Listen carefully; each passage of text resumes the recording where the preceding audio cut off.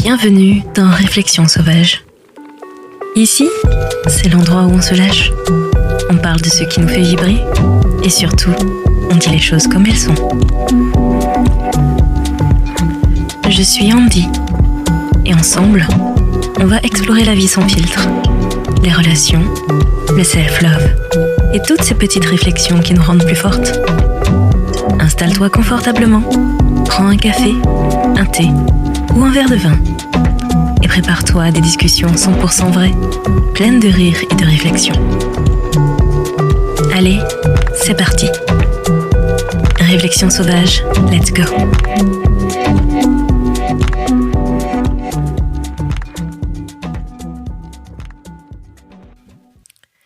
Et épisode hors série.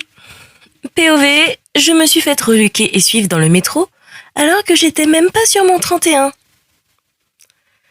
Franchement, le jour où c'est arrivé, j'étais pas prête.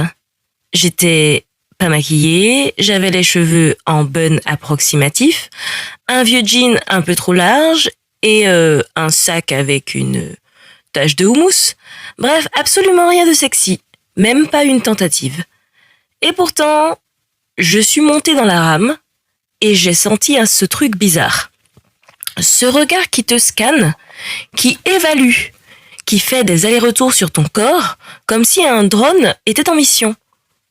Je baisse les yeux, je fais semblant de scroller mon téléphone, comme tout le monde, et là, je me rends compte qu'il bouge au même rythme que moi. Spoiler alerte, j'ai fini par me réfugier au Monoprix en mode mission d'infiltration. Merci les rayons fruits secs pour l'abri tactique.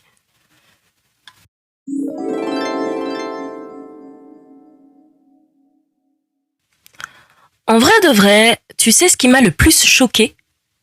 Ce n'est même pas le fait de m'être senti suivi, regardé ou envahi. C'est le fait que ça ne m'a même pas surprise. Que mon premier réflexe, ça a été de me demander si j'avais envoyé un mauvais signal. Alors que bon, on va pas se mentir, si les pantalons larges plus teint fatigué sont un appel à la luxure, le monde est alors devenu un immense sketch. Mais ça dit quelque chose de plus profond. L'hypersexualisation du corps féminin n'a même plus besoin de code vestimentaire. Elle est juste constante. Elle est banalisée. Et elle ne nous laisse jamais vraiment tranquilles. Même quand on n'a pas envie d'être jolie. Même quand on veut juste aller bosser ou rentrer chez soi. Même quand on pense à autre chose. Même quand on a juste envie d'exister en paix dans l'espace public. Et le plus frustrant, c'est que si t'en parles, on te dit encore « Mais non, t'as peut-être mal interprété. Ça arrive, faut pas se psychoter. » Ou le fameux « Mais ça veut dire que t'es jolie, donc c'est flatteur. » Non, Roger, c'est pas flatteur, c'est flippant. Et surtout, je ne suis pas sortie pour être ton spectacle du jour. La minute réflexion sauvage. Ce jour-là dans le métro, j'ai compris un truc. Même quand on se croit invisible, on peut être ciblé. Et ça, c'est pas normal. Ça veut dire que le problème n'est pas comment on s'habille, comme on le disait la fois d'avant, ni même comment on se tient. Le problème, c'est qu'on a collectivement admis que les femmes doivent accepter une norme de surveillance et de menace, comme si c'était le prix à payer pour exister dans l'espace public. Mais tu sais quoi ? On n'est pas des petites souris qui doivent esquiver les regards prédateurs. On n'est pas des corps en vitrine. On est des gens, on est des personnes, on est des humains, avec des vies, des pensées, des destinations. Et on mérite de pouvoir aller d'un point A à un point B sans planifier une fuite stratégique ou simuler un appel téléphonique pour ne pas se faire emmerder.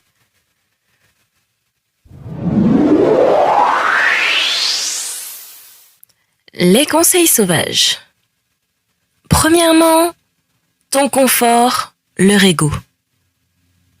Si tu sens qu'on te suit ou qu'on t'observe, change de place. Va vers un groupe. Descends si tu peux. Tu n'as rien à prouver. Ta sécurité passe avant leur susceptibilité. Deuxièmement, active ton plan de survie version Bad Bitch. AirPods. Sans son pour rester alerte. Écran de téléphone sur caméra selfie pour check ton environnement. Bref, la panoplie de James Bond Girl 2.0. Troisièmement, tu peux dire non, même sans justification. Tu n'as pas à sourire, pas à être poli, pas à faire semblant d'être flatté. T'as le droit de dire « fous-moi la paix, mec », avec ou sans maquillage.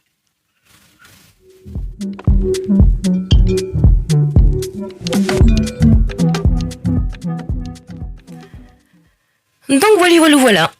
Ce jour-là, j'étais en jean, en loose mood. Je veux juste rentrer chez moi.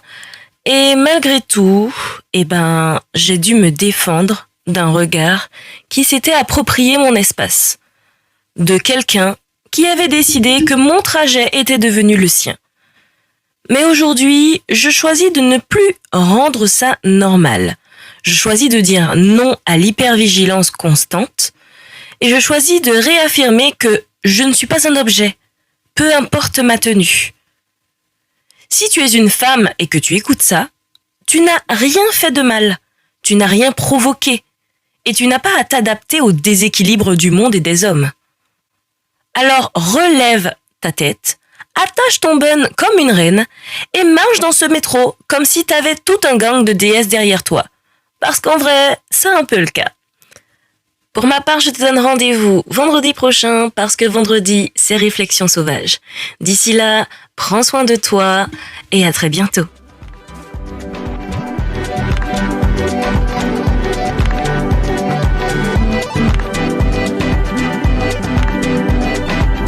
Et voilà, c'est tout pour cet épisode de Réflexion sauvage. J'espère que ça t'a fait sourire, réfléchir et peut-être même un peu bousculer. Si tu as aimé, n'hésite pas à partager avec une amie, laisser un petit avis ou tout simplement en parler autour de toi. On se retrouve très vite pour une nouvelle dose de réflexion, de rire et d'authenticité. D'ici là, n'oublie pas, reste sauvage, reste vrai et surtout prends soin de toi.